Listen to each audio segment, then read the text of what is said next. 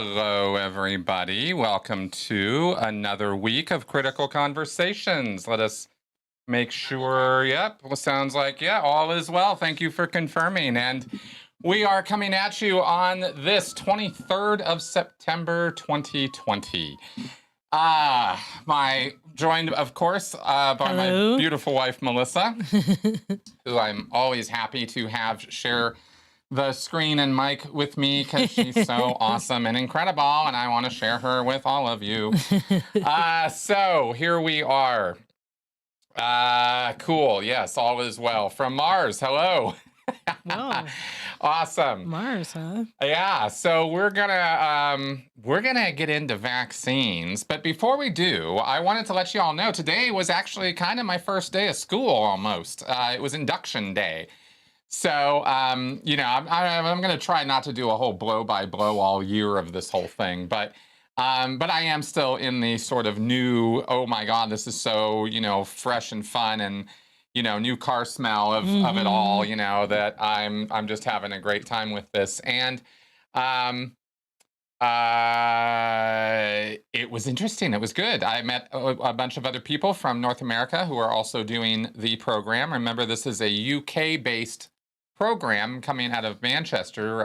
University of Salford is over there, and so this is going to be a full online program. And so we got the layout of the land today and met the professors, worked out how the outline of the course is going to work in terms of each. I think they call it a trimester. Sort of the way they have their thing divvied out, and it was fun. It's good. It was interesting. So I got some reading to do. I got some learning to do. Research methods is the one that was freaking everybody out because we got research method work being studied as well as, stuff on coercive control and cults and domestic violence and abusive situations and stuff involving all of that. So be studying about that and having various guest speakers and lecturers and stuff come in and talk about that and reading about it.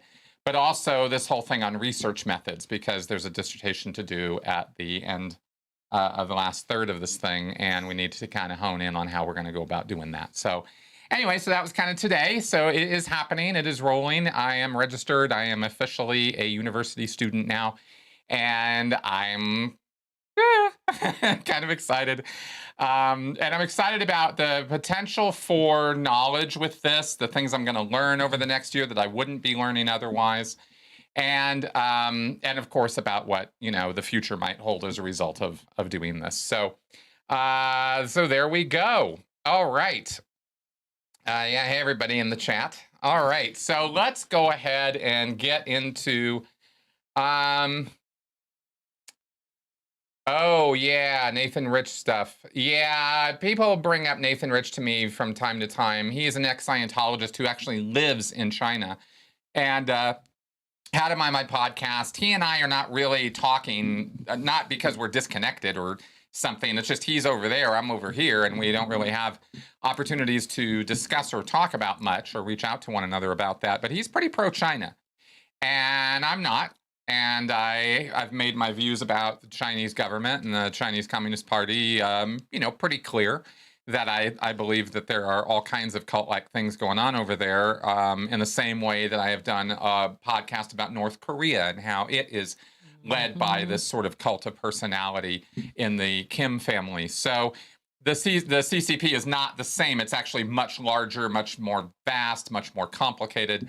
But the structure, the top structure of it, and the way it's sort of, as I understand, and I am no expert on China, but as I understand it, they use quite authoritarian control methods and violence against their citizens. And of course, we have concentration camp situations, slave camp situations over there, not just with corporate. Not I'm not talking about just the corporate stuff, but like the Muslims, the Uyghurs that are over there. I mean, there's China's not shy about stamping down dissent, and they do it very openly, and that's just what they do. And so that's how they maintain control. So he's really, Nathan's got a very, very different idea and experience of China than I do, and I'm not going to say he's just full of it because he lives there. And he loves that place, and he loves the language and the culture, and everything about it. And I don't have, a negative thing to say about Nathan as an individual, but he and I very definitely disagree on the subject of the Chinese government. So that's really about all I can say about that. Okay. Hey, Montana. Yes, there is a cult of Trump, Penny. Yes, there is. But it's a very, very different thing. The cult of Trump that exists in the United States, and the United States system of government, and the way power is distributed, and the way power is exercised, and the Bill of Rights that we have, and the freedoms that we're able to express every day, make our experience as Americans radically different from the citizens of China or North Korea.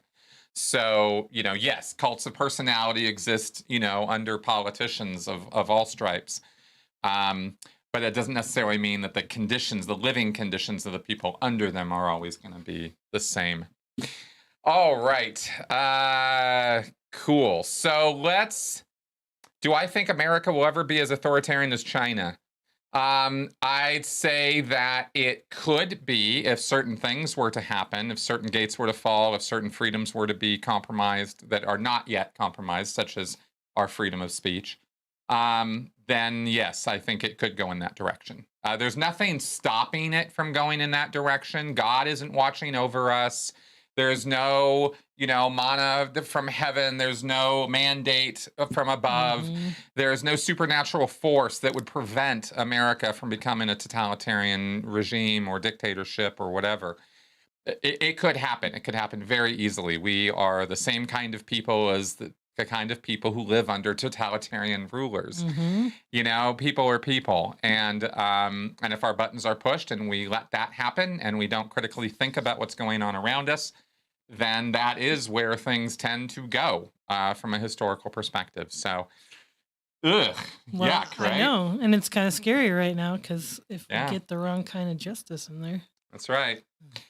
Yeah. Okay. Well, let's go ahead and talk about vaccines now. And oh boy. Oh boy. Vaccines and anti-vaxxers. Xen asked me here, would you be in favor of mandatory COVID vaccination? In what way? What about other vaccines like the flu or measles or HPV?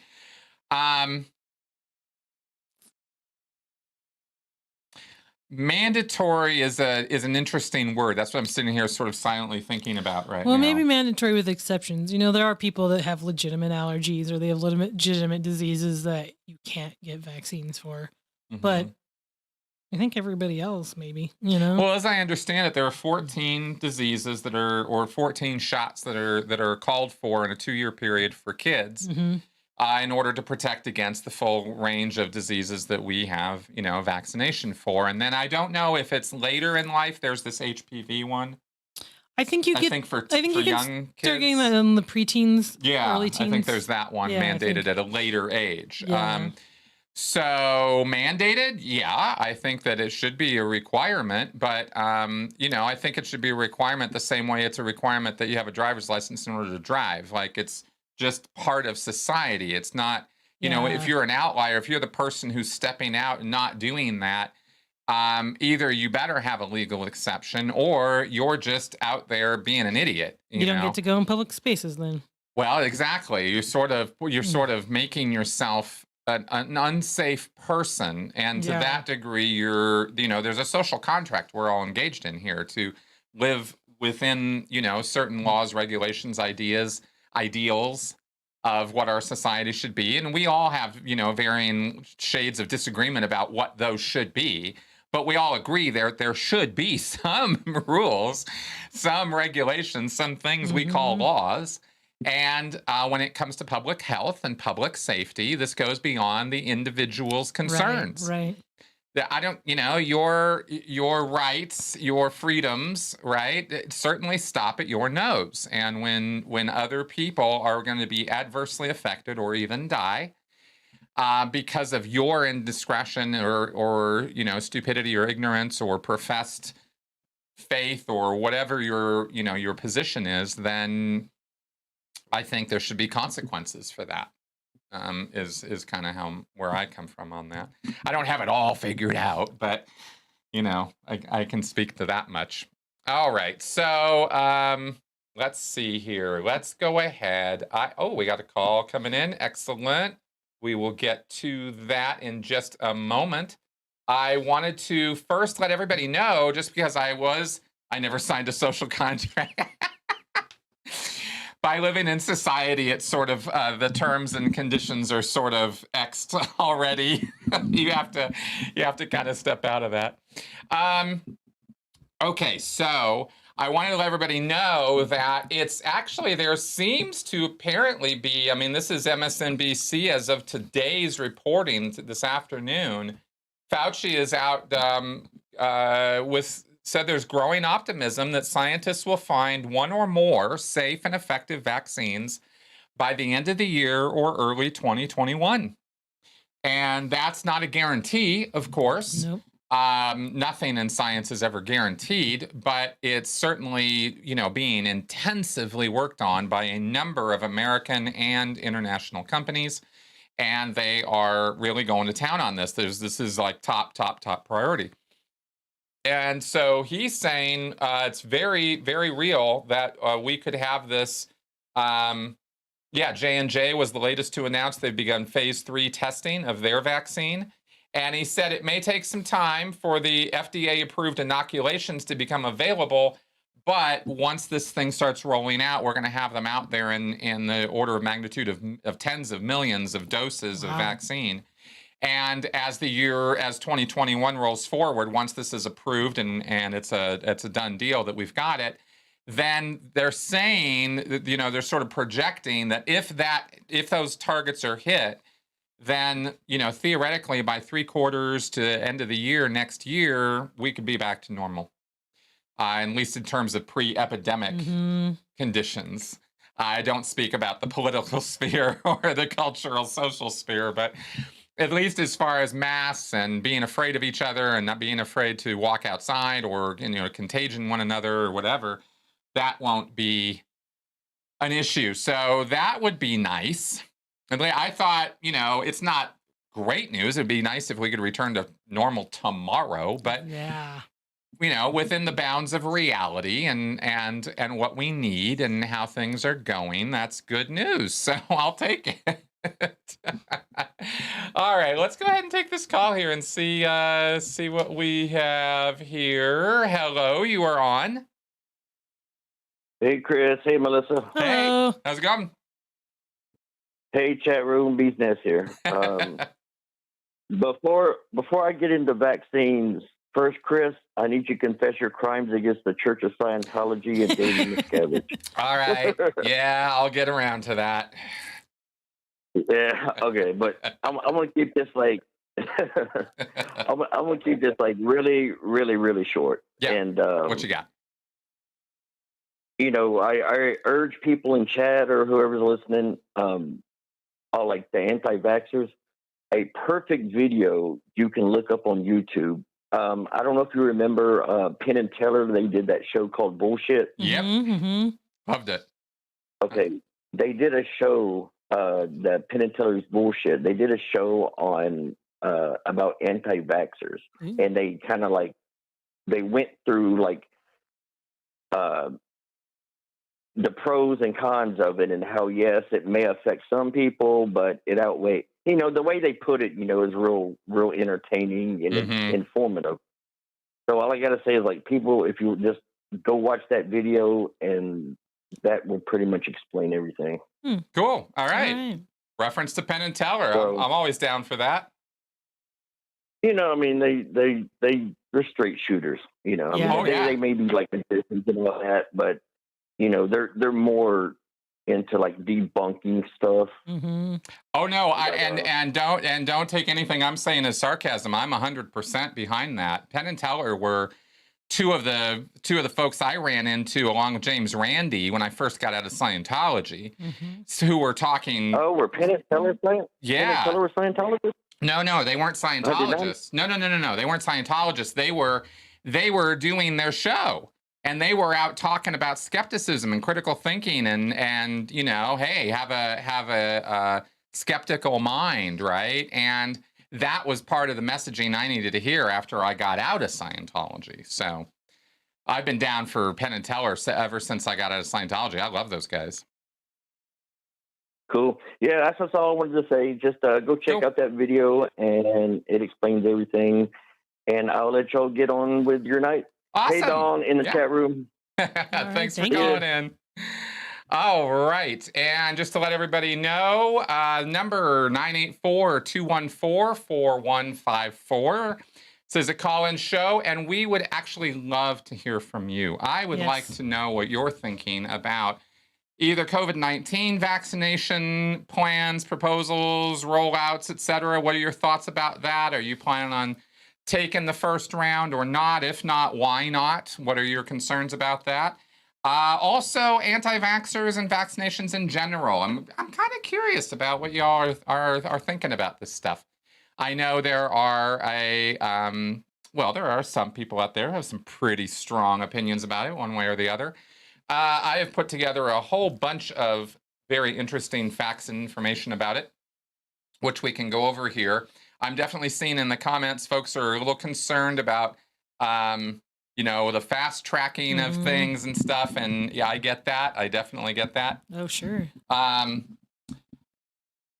I am going to trust I'm going to trust the process on this one to a degree. I think there's a great deal of attention on the timing of this and getting it out there. But I think there's also a great deal of attention by I'm going to say smart, responsible group of people, who want this to be safe and want this to work. They need it to work.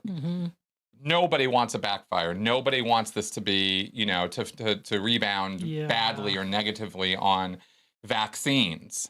We've already got enough to deal with bullshit surrounding vaccines. In fact, I've never seen as much pseudoscientific crap surrounding a subject as I have this, boosting your immune system and vaccinations and dealing with your body's natural immune, system. So, yeah, well, people like me don't have a very good immune system, and there's not much I can do to make it better.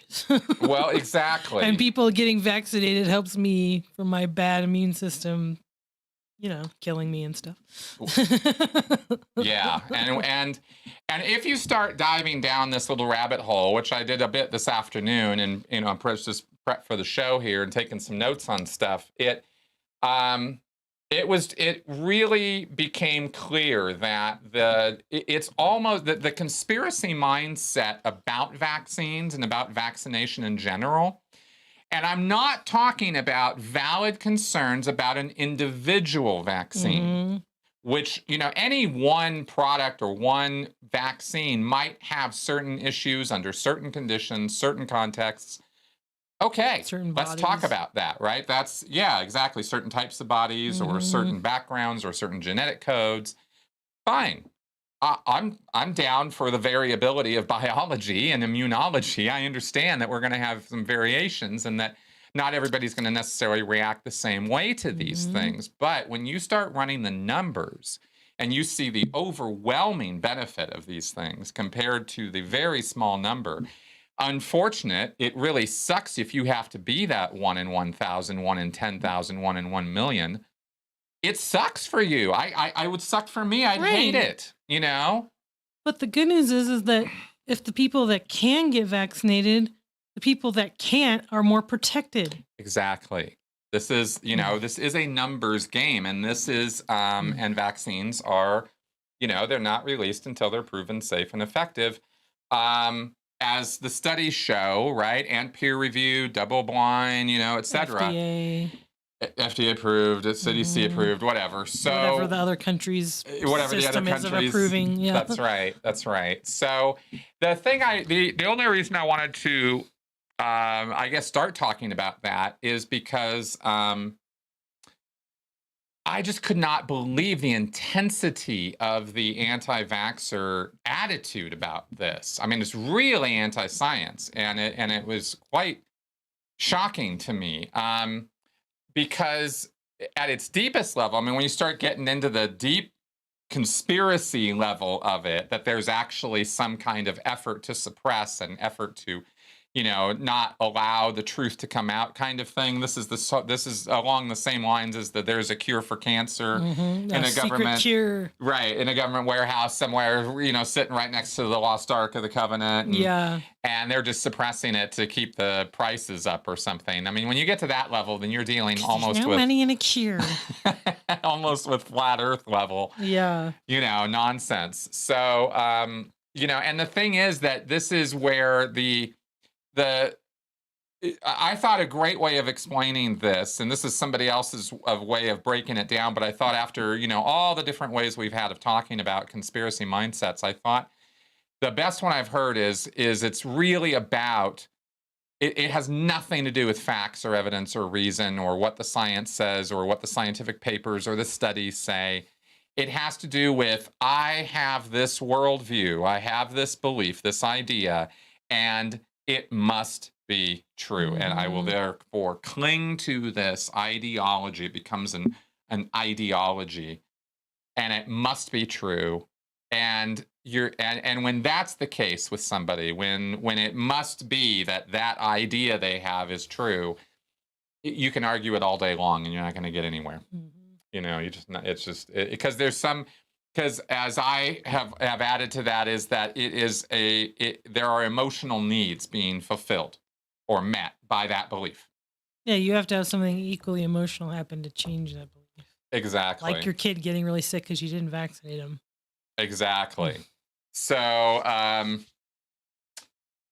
yeah, exactly. Cult examination. I have, and I've done breakdowns of the conspiracy mindset, and it's got all the same markers as the cult mindset. I mean, an extremist mindset in a human being has very specific check boxes, right? Us versus them, black and white. It's this way or it's not. It's you're with us or against us. I mean, all of these sort of things, fit in there. And rejection of any conflicting or contradictory information is very much part of that black and white thinking, as is you're either with us or against us. If you're not part of the solution, you're part of the problem.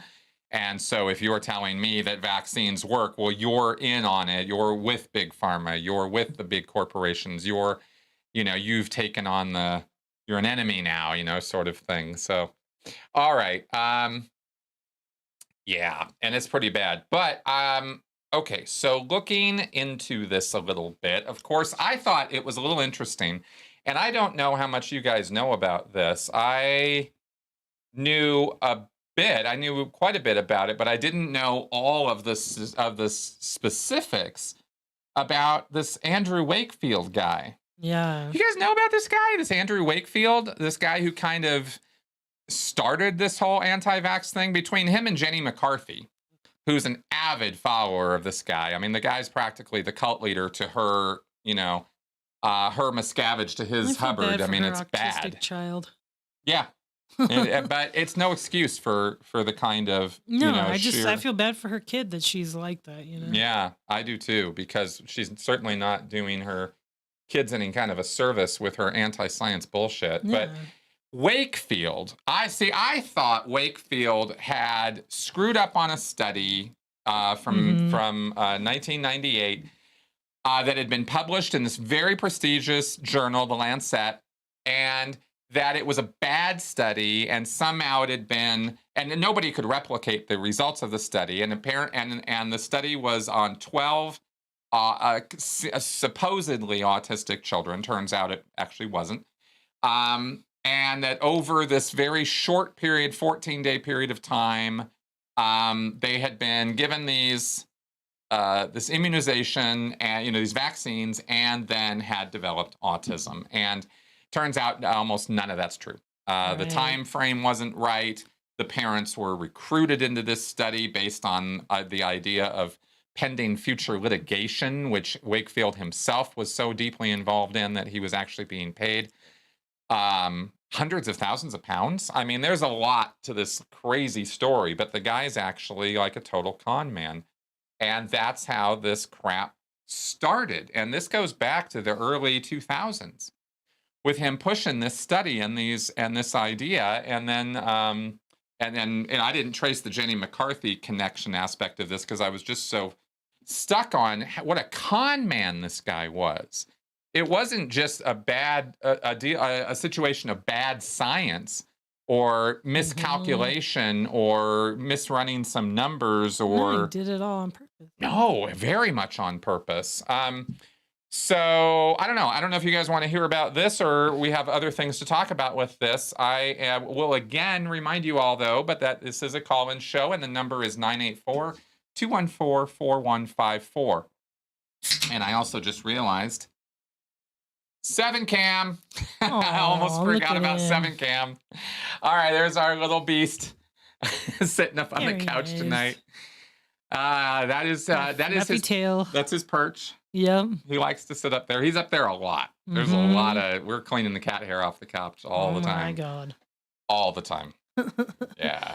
That's his there's his what is it? The master of all he surveys? Yeah. You know, from his perch there on the judging. couch. That's yeah, he's a little judgy.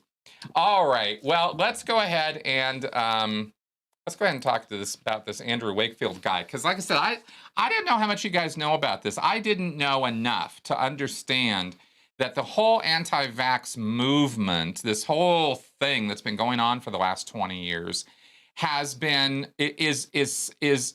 it's really bad how this started. Like it's not just rooted in some ignorance or some mistakes. It was a con job. Okay. So I got this out of a couple different places. This was, 2004, British Times article. Andrew Wakefield, the doctor who champions the alleged link between measles, mumps, and rubella vaccine, the MMR vaccine, and autism in young children, stands discredited for misleading his medical colleagues and The Lancet, the professional journal that published his findings. The investigation has found that when he warned parents to avoid MMR and published research claiming a link with autism, he did not disclose he was being funded through solicitors seeking evidence to use against vaccine manufacturers. The Lancet said yesterday that the Sunday Times evidence meant that the finding linking MMR and autism was entirely flawed. We go on in December 2006. There was this journalist who really, really went to town on. Oh, good. Got a call coming in here. 1 second, and I will get that through the queue. There was this journalist, this guy Deere, who really, really went into the weeds and details on everything that Andrew Wakefield had touched, and started exposing this stuff. And I thought it was quite interesting. He released records in December 2006. This guy Deere, this journalist, released records obtained from the Legal Services Commission, which I believe is pretty much like the American Bar over in Britain. They have this Legal Services Commission, showing that it had paid £435,000 in undisclosed fees to Wakefield for the purpose of building a case against the MMR vaccine. So I don't know about you, but £500,000 is kind Pretty of incentive to lie. Mm-hmm. Kind of, maybe. Well, here's one thing I can never seem to get an answer on is how does the MMR vaccine cause autism? Supposedly, like, do they have an explanation? Yeah, he did actually. He invented a disease. We're gonna get to that.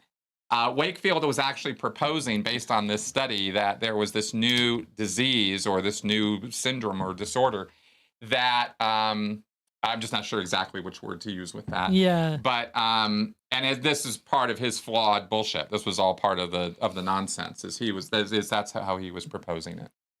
Let's take this call. We have Cynthia here. Hello, Chris. Cynthia. Melissa. Hello. Hi. Yeah, hi. How are you doing? Hey, how are you?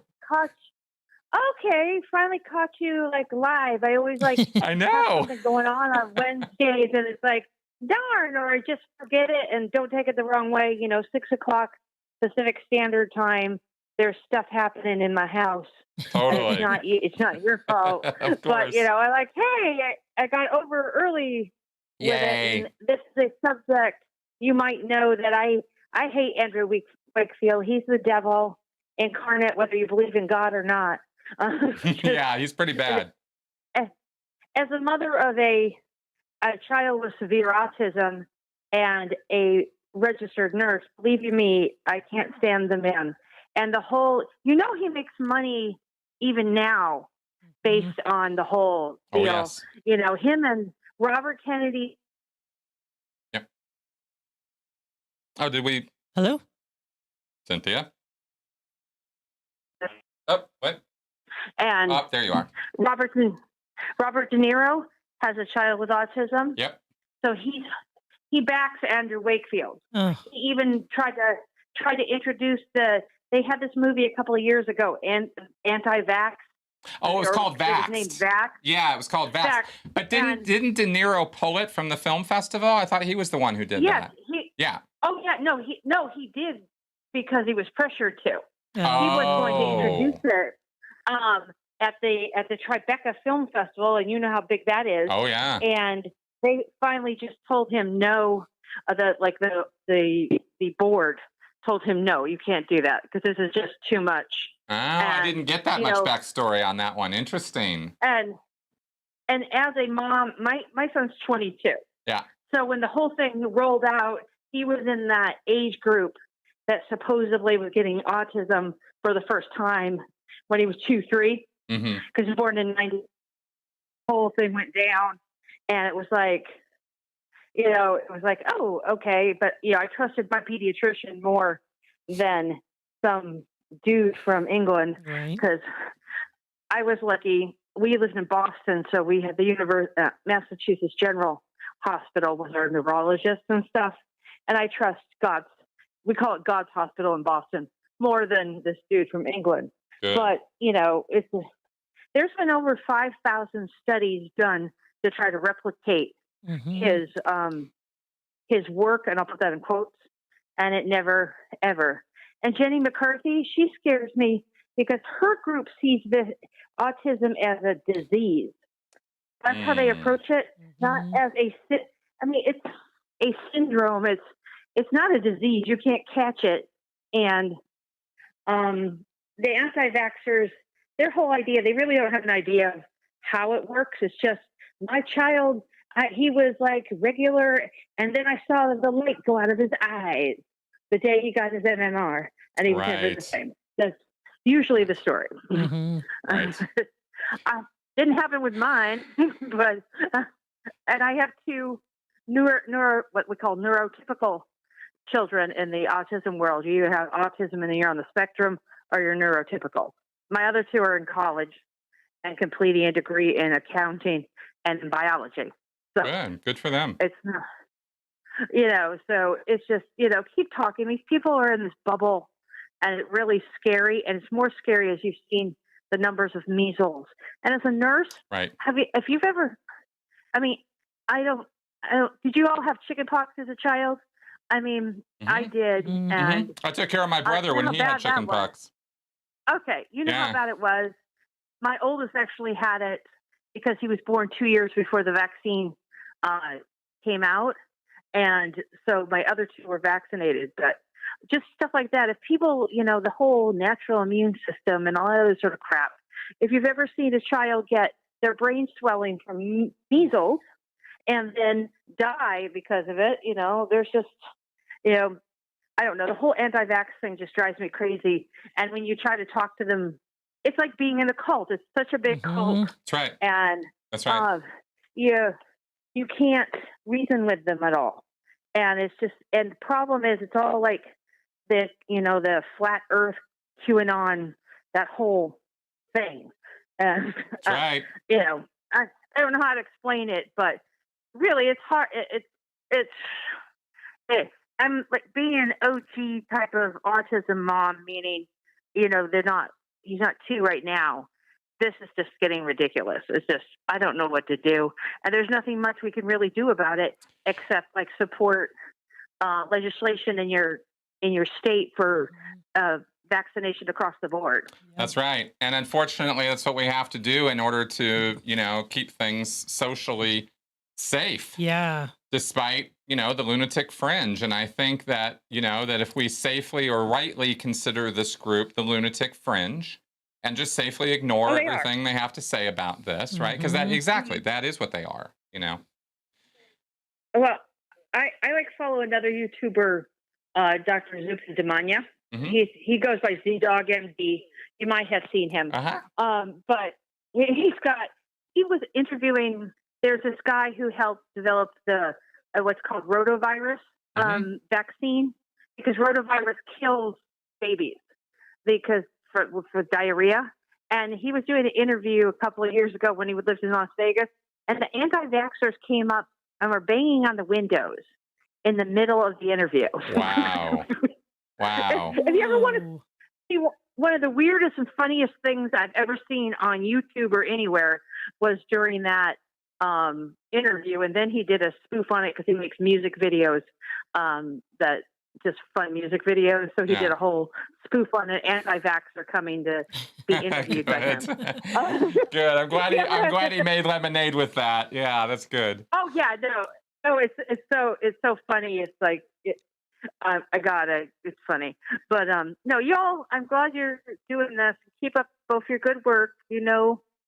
I'm always hanging in there. I'm always looking at you. I know, it's awesome. I'm glad you got on air. Thanks for calling in. Yeah, I wish there was some way I could get. We'll figure out how to grow your channel. I'll ask around. Thank you. I'd appreciate that. my sister does used to do social media consultation for a financial group and stuff. So I'll see if I can pick her brain for you.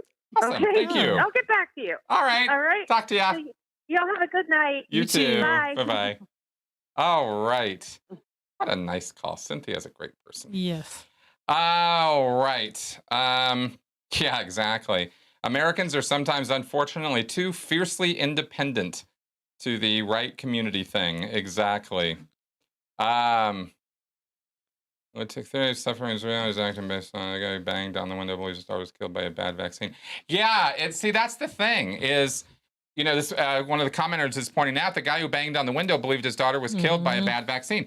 I get it. It's not like I don't understand that the emotional place that these people are in, but you have to, when it's based on completely false information or information that has been purposefully skewed, and worse, by people who are trying to make money off of it, right? Which is where this Wakefield asshole lives.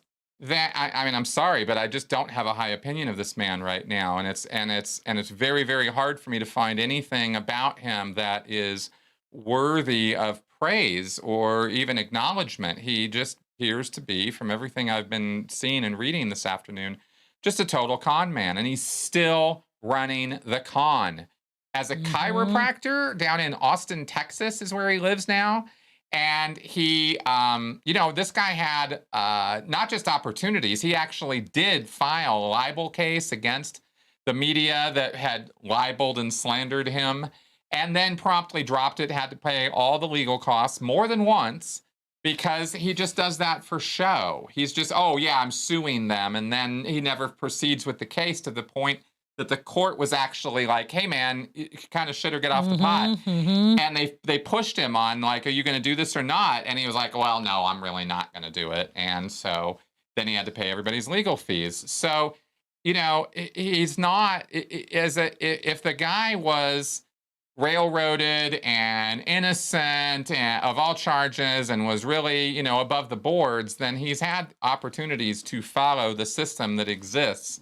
And he's got the resources to use that system to gain justice. And he did the exact opposite of that. So, all right. So he's dating Elle McPherson. Are you kidding me right now? Oh, all right. This is just one good piece of news after another on this stuff. So, all right. So let's continue on the Wakefield timeline a little bit here, just so I can finish this story that I sort of started. Yeah, he dropped all the libel actions against the Time. This was back in 2006. He had The payments, by the way, I remember Andrew Wakefield was getting £500,000 from solicitors pursuing an anti-MMR vaccine case, and Wakefield was going to deliver the goods. This was 2 years before he'd published in the Lancet. This wasn't all after the fact. This was before the fact he was getting this money. So why do the guys that were backing him not like the MMR vaccine? I think they had an alternative of some kind that they wanted to push. MMR is a 3-in-1, right? Because you're dealing measles, with mumps, rubella. That's right. Yeah. So they also have individual versions of vaccines for each one of those as competition. And in fact, I believe Wakefield had submitted a patent on his own. I think it was on a vaccine of one of those types. Of course it was. Yeah. So, okay. So he drops the libel. He'd been found to be using the libel as a publicity stunt, and the court got wise to what he was doing and made him stop. So then in 2010, the British General Medical Council, which is like the AMA over here, these are the guys who license doctors and stuff, found that Wakefield had been dishonest in his research, had acted against his patients' best interests, and mistreated developmentally delayed children, and had failed, quote, failed in his duties as a responsible consultant, end quote. Wow. The Lancet fully retracted Wakefield's 98 publication, noting that elements of the manuscript had been falsified and the journal had been deceived by Wakefield.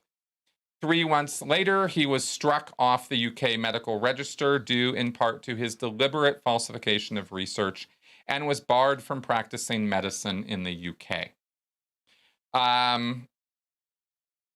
In a related legal decision, a British court held that, quote, there is now no respectable body of opinion which supports Dr. Wakefield's hypothesis that MMR vaccine and autism and enterocolitis are causally linked. And in case anybody's thinking that this is just a political shenanigans, doctors out to get him, competition, or he was given a bad rap and he's bucking the system. They also did, this isn't just about his financial shenanigans. The data itself was also, seriously brought into question. Let's put it that way. A former graduate student who appeared in Deere's program later testified that Wakefield ignored laboratory data that conflicted with his hypothesis. An independent investigation of a collaborating laboratory questioned the accuracy of the data underpinning Wakefield's claims. So, yeah, so that's our boy Wakefield. Now, I got a bunch of other facts and stuff about vaccines. Wasn't sure if we were going to need to go there or not, but pretty interesting stuff. Let us, before we continue, though, check back in with the golden Mr. one. Seven. Yes, let us check our 7 cam. He's still. There he is. Now he's kind of staring at the wall. Yeah, oh boy. 7's backside. That's so nice. Hi, 7. Love it when you turn tail. All right, so that's our checking in on 7 here. Oh yeah, MMS. Oh God, yeah, that stuff. Miracle mineral. We had that stuff rage through the base. We used to have this crap rage through the pack base, the Sea Org bases, all the time. We had so many. We had the raw meat diet, like all the diets ripped through the base. All the supplements, not energy, magnetic stuff, not anything that could be construed as something like truly another practice, as they say in Scientology, but all the supplement stuff and all that, they just rage through there. All right, so in terms of in terms of vaccines, man, you start taking, I said, it's really a numbers game with this. With the overwhelming amount of research and studies and numbers on this show that there is no question that getting vaccinated is the right thing to do. And that when we started fearing vaccines because of this Wakefield character and Jenny McCarthy, thank you very much, we started getting a return of some of these diseases. where they had been Measles. almost totally eradicated. Yep. I think it was only, what was it? That was totally, there was only one disease that's actually been completely eradicated. Oh yeah. It was it wasn't whooping cough. It was, it started with an S, but Yes. that is gone. It's never coming back, apparently. But these other ones went into remission. Sort of whooping cough, measles, mumps, like these things were kind of out of play and we really weren't seeing them. And then parents stopped vaccinating their kids. And guess what? They came back. Like, surprise. And anyway, that was just not very good that we have that happen, because what that means is that people die.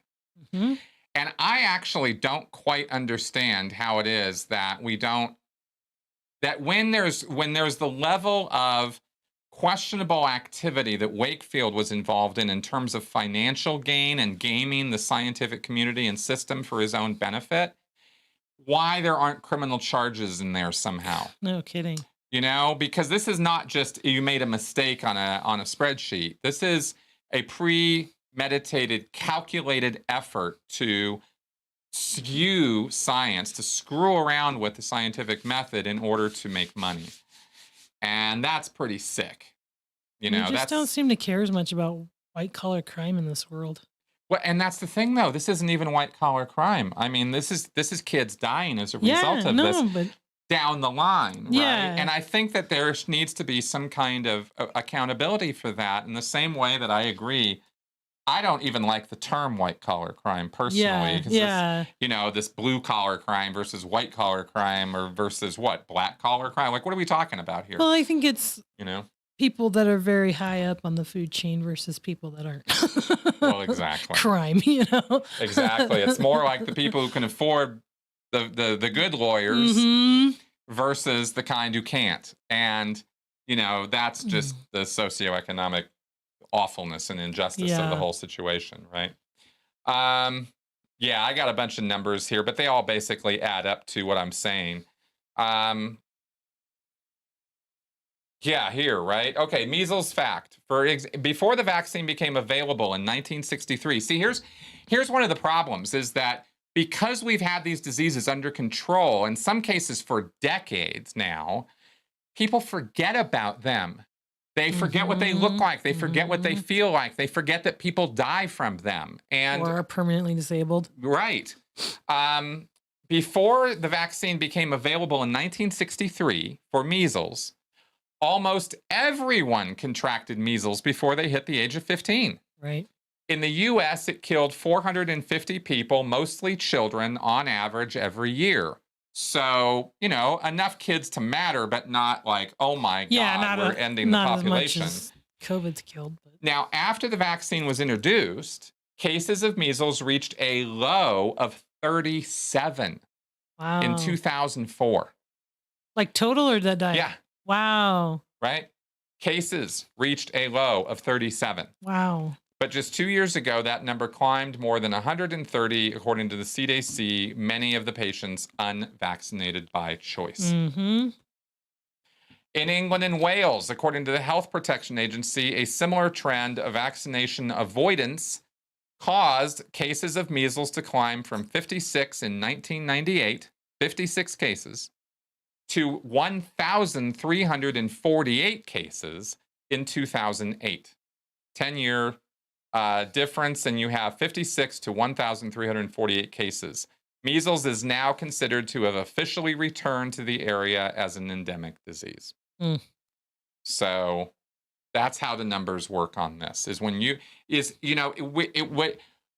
like one of those sort of things where it's hard to argue about this with certain people because it feels like you're arguing a negative because you're arguing in favor of something that, of making something not exist. So how do you show how much it would exist if you didn't have the vaccine? Well, you got to go back to the numbers here and then show in the wake of Wakefield and McCarthy's bullshit propaganda tour, 2000 to 2005, we have parents freaking out, people freaking out. I'm not going to get the vaccine. And now we have, and then these diseases come back. Yeah. And kids still get autism even if they're not vaccinated. Yeah. It's not preventing anything. No, it's not. And that's the main thing about it, is it's really not preventing anything. All this nuttiness is doing is making things harder. You know, it is making things a lot harder to deal with this. So, I was hoping we would get some more callers, but that is okay, because I wanted to end, or move toward ending, I suppose, because there are 5 myths about vaccines. I was doing my research, came across this article, thought this would be a good point to wrap up the show on, to leave you guys with, in terms of things you might hear or see out there with friends, family, anti-vaxxers, people you're going to run into. These 5 things are complete myths. And so, because they are not true, though, but they might sound true to some people. And so we have to fight back or push back against that. One of them is myth number 1: vaccines are not necessary. The only disease that, this is it. The only disease that has been eradicated is smallpox. That was it. Started with an S.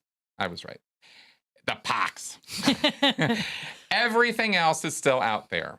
Some, like whooping cough and measles, continue to cause disease in the developed world.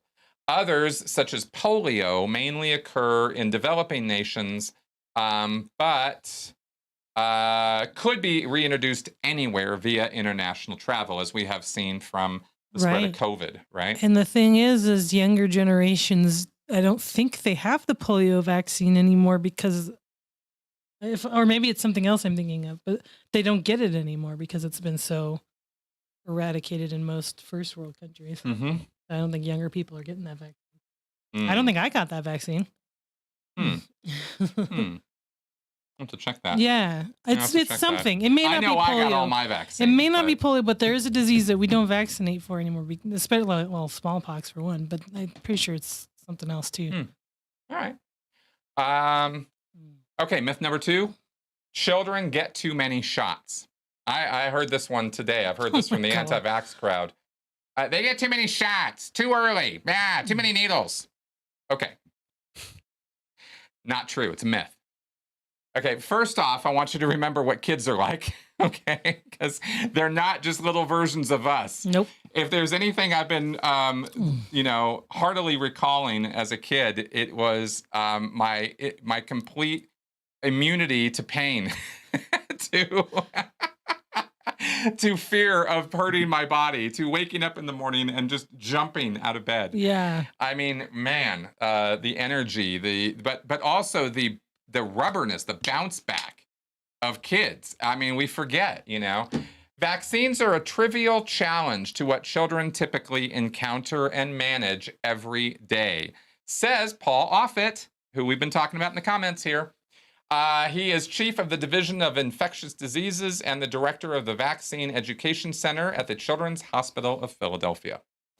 As some of you know, their bodies constantly face things in their environment that challenge their immune systems to work hard, such as bacteria that line our skin, nose, throat, and intestines, as well as bacteria in food, water, and the air. Immunologists at the University of California, San Diego looked into the number of immunological challenges a person can respond to at one time. After considering the variety of compounds in vaccines, including bacterial proteins, bacterial polysaccharides, and viral proteins, Offit explained they calculated that young children could safely respond to as many as 100,000 vaccines at once. The CDC recommends children get vaccinated against 14 diseases over a 2-year period. Yeah, that's not that much. Not that much at all. Okay, myth number 3, MMR vaccine causes autism. Okay, now MMR again, measles, mumps, rubella. Right, is a 3-in-1 vaccine to take care of those things. And this myth started by Wakefield in 1998. And the study followed 12 children, 8 of whom had parents who believed their child's behavioral problems were caused by the MMR vaccine. These were not objective observers who were just sitting minding their own business. These people were rounded up specifically because they thought that the conclusion of this study was a foregone conclusion. The study set off a panic, causing vaccination rates to drop and rates of measles to skyrocket, and they pulled all that back. Okay, so after extensive review, the American Academy of Pediatrics, the World Health Organization, and other major medical authorities have all concluded the same thing.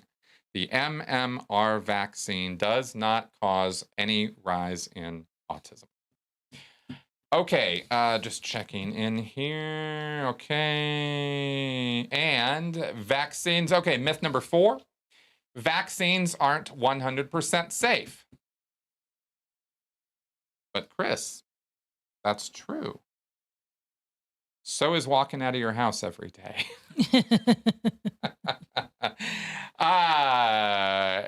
That, we don't stop traffic because of that, right? Yeah.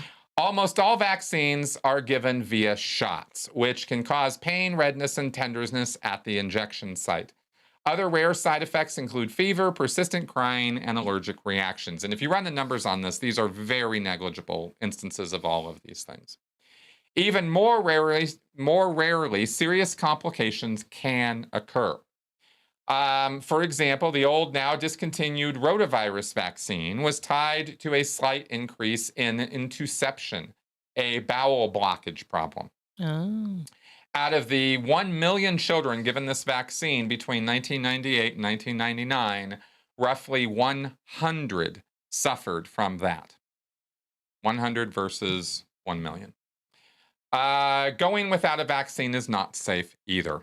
The most prevalent cause of severe diarrhea, rotavirus kills 20 to 100 children every year in the United States and hospitalizes 55 to 100,000. 3 million children are estimated to die from rotavirus each year. Wow. So you run those numbers and you see that give them the vaccine, save all these lives. There are some complications. It is in a very, very, very, very tiny number of these people. Is this what we call an acceptable rate? Yes, it is. It is. And it sucks. It sucks if you're one of those people who has a side effect, an adverse reaction. I'm not saying that's fun. I'm not saying it's fair. I'm not saying it's wonderful or you should sacrifice for the cause. It sucks. But let's not go making blanket statements about the efficacy of this stuff because of that suckage. And finally, myth number 5, vaccines don't work. That is a myth. Because some vaccines have been around for over 50 years, most young parents aren't familiar with the diseases they are preventing. Right. But vaccines are often, thanklessly, still hard at work. Before vaccines, yes, and I gave you guys the thing about the kids already before 1963. So those are the myths that you can push back against if you run into them out there, guys. And I hope that you do. We have got to get this under control, as much as we can, because we got this vaccine coming, this COVID vaccine. It's going to come. It's really just a matter of when, not if. And when it comes, we're going to have to get it. And we're going to have to kind of trust this process, and we're going to have to understand what this process is and how it works. Because if you just have this general idea that you just don't trust science, or you just don't trust Fauci, or you just don't trust the CDC, you are not in a headspace to be making those kind of decisions. Please look more deeply into it. If you're going to disagree with these things, have a good reason to disagree with them, not some stupid conspiracy reason. Doesn't help you, doesn't help anybody around you, And there are certain reasons to be concerned about certain symptoms that occur with certain vaccines. I'm not saying it's 100% across the boards, everything's wonderful, what's the problem? Not saying that, right? But what I am saying and asserting, and will continue to, is that the numbers show us that, society-wide, it is the right thing to do to vaccinate a population. If you want that population to live longer and not live in the dark ages with bubonic plague. being spread by rats, or other nonsense. Right. That was the world that existed pre-vaccines, pre-science. Yeah. It was not a happy place for disease. It was not a happy place for pretty much us getting anything. disease. Yeah. I mean, they didn't even have toilet paper. It's my go-to. I always go back to they didn't have any toilet paper. So yeah, well, but it's exactly, it's gross. I want toilet paper. People are always like, well, when would you want to go back in time to? Never. Yesterday. Yeah, exactly. maybe undo a couple of the mistakes I made in the last 24 hours. Yeah. Otherwise, I'm good. There's no time in the past. Nowhere, definitely nowhere before 1922. But yeah, somebody's okay. So, at what point do you feel okay with getting a COVID vaccination? Volunteer to be part of the trials, one of the first to get it once approved, or how long after it's been made available? I probably would volunteer if there were a local trial being done. I don't think we have that happening here. I'm not sure. Not that I've heard of. Not that I've heard of. I probably would. I know of people who have, and I don't think it's something we have to be like, freaking out about. The freak out on this subject comes from a fringe element of people who are not in a rational headspace on this topic.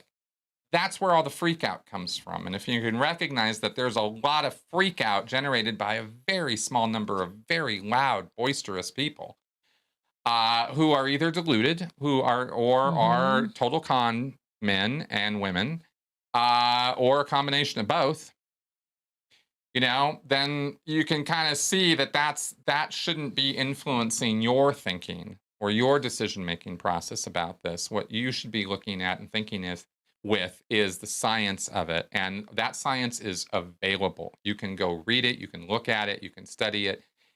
There's nothing, it's very, very transparent stuff. It's all out there. So I hope you guys will take advantage of that in these here trying times. Yeah, I'm willing to wait a while. I'll just wear my mask. That's right. That's totally fine. You don't see me on a soapbox here telling anybody else what to do. I just think that we need to be vaccinated. I do think, I will say that. Yes. All right. So that all being said, let us check one last time in with our boy. Oh, and we have a call in the queue. Oh, okay. Looks like a Scientology call, perhaps. Hello, Michael. Hello, Mr. Chris. How are you and the lovely wife this evening? Doing good. Yeah, doing quite good. How are you, man? Surviving. Little crack in the sidewalk every so often that we're trying to ignore. Yeah, if you understand what I mean. Yes, totally get that. So, what's up?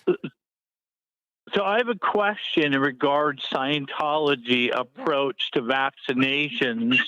If you recall, I actually had to get a court order to have my daughter get her vaccinations because mom says it was a religious choice. Yep. But yet the judge in California overruled it.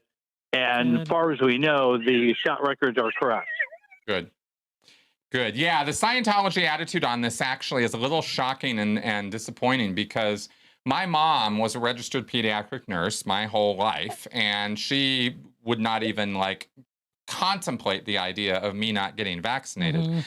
But apparently now in the world of Scientology, vaccinations or the anti-vax crowd is got a voice in that world. And I can't say how much, but I do know that the conspiracy mindset is like a bit of a mind virus in Scientology. It's part of the package. And I have seen Sea Org members in writing promoting anti-vax literature and anti-vax attitudes. So that's how I knew it had gotten in there. And this was after I left that I saw that being talked about. So this is recent stuff, last 5 years or so. So that's what I can say about that. Right. And I was kind of curious on that because I've actually talking to, one of our good friends, Jerry, and you know who I'm referring to. Yep. Jerry said that the vaccinations at one particular time were actually used for no other medical or medical denying purposes other than just self-control. like, here's another rule that I want you to follow to see if you are truly committed to Scientology. Oh, a loyalty test. Fair I get what statement you're or no? It's a loyalty test for Scientology. A loyalty test. Correct. I would not think so, because, and here's why. Scientologists, especially at the level of the Sea Org, you know, they are rapacious vultures who want to get as much money out of you, as much of your time out of you, as much as energy out of you as they can. Yet, and this is going to sound so crazy, but I've having lived in the mindset, I can talk about this, right? How crazy this is. They want Scientologists to do well. They want Scientologists to live. They don't want to see Scientologists dying off. No Sea Org member, no Scientologist wants that of their fellow Scientologist and Sea Org member. They have this idea about clearing the planet and stuff, right? So if they truly believe that vaccines worked and would prevent bodies dying so that they could continue to do the bridge, then they would support those vaccines and they wouldn't use that as a loyalty test. The problem with Scientologists is that they are easily convinced that vaccines don't work and are part of a big pharma conspiracy because Hubbard already laid the groundwork for that with psychiatry. Right. And then also isn't part of the Purif that you can sweat out your vaccination? Some might believe that. I never heard that as a trained Purif, you know, as somebody who ran the purification program in the church. I never heard somebody say something about sweating out vaccines. Vaccines weren't really thought of the same way as drug substances or lead poisoning or something like that. That was my experience. I am not saying that that Scientologists don't say that, but I never heard it. Yeah, that actually came out of one of our groups. Yeah, I could see I could see that kind of thing being said. Unfortunately. Well, of course. Yeah. Yeah. That's why we avoid most of the groups nowadays. Yeah. Exactly. All right, man. Yeah. All right. There you go. Well, thank you for that. I'll talk to you guys soon. Awesome, man. Thanks for calling in. All right. Bye-bye. And good. There we go. All right. Did we have yeah, you used to run the Purif where at? Oh, Santa Barbara. I was when I was in Santa Barbara as a staff member, I ran the Purif because I was over all of the technical actions in the org. So I was over the classes, I was over the auditing, and the purification program is part of the auditing. So that's why I was running that. And then when I moved up to the Sea Org, I was managing Purif delivery across the Western United States as part of my job. So that's how that came up. All right. Oh, you at AOLA, back when AO had a Purif, and that actually made sense somehow. Inside Scientology joke. Nobody else will get it. Okay, guys. I think we'll wrap up now. Yeah? All right. All right. This was fun. Yeah. Did we get our final check-in with Seven? I don't think we did. Okay, let's do our final check-in. He's still giving us the backside. Showing us tail. All right. Thank you, Seven, for showing us that tail. That is awesome. Our little dreamboat. Okay. So thanks, guys, for joining us for this. This was fun. And we will try to pick a topic next week that more people want to call in about. But that's good. I thought we had some great calls this week and very, very much appreciated your comments. You guys were awesome. All right, let us wrap it up.